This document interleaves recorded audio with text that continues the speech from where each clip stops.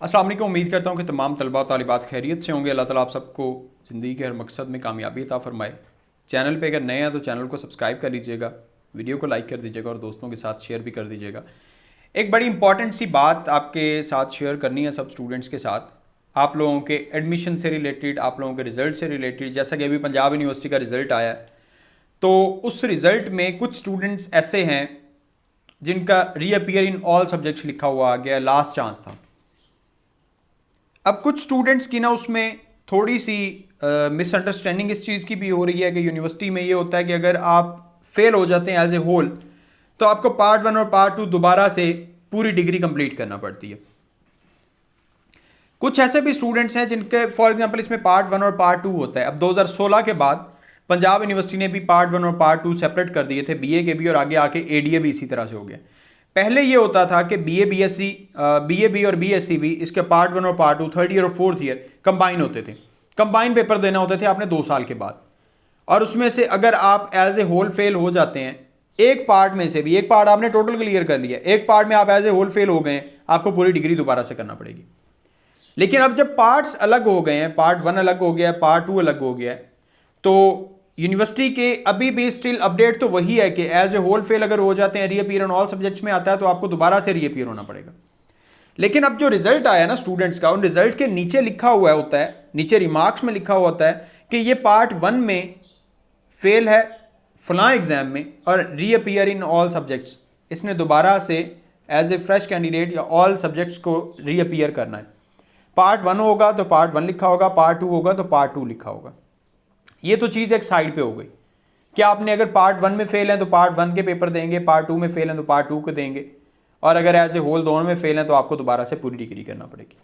अब ऐसे स्टूडेंट्स जिनकी एक सप्ली आ गई है या 2 सप्लीज आ गई है, मेरे पास एक कमेंट है कि किसी एडमिशन भेजने वाले ने कहा है कि 10,000 दें, और आपके इनका जो रिज़ल्ट आया है, रिज़ल्ट इस तरह से आया है कि इनका पार्ट 1 क्लियर है और पार्ट 2 में जो सप्लीज आई हुई हैं, पार्ट 1 क्लियर है, पार्ट 2 में 2 सप्लीज हैं, लेकिन नीचे लिखा हुआ है कि रीअपीयर इन ऑल सब्जेक्ट्स, क्योंकि इनके पास लास्ट चांस था।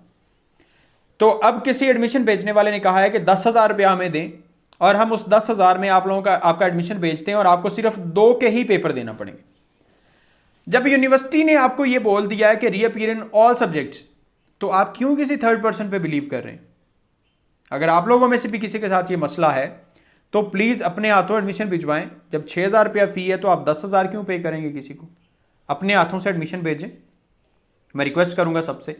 और जो आप लोगों को यूनिवर्सिटी ने इंडिकेशन दी है, अगर यूनिवर्सिटी ने कहा है कि फ़लाँ सब्जेक्ट में आप अपीयर हो सकते हैं, आप उसी में अपीयर हों।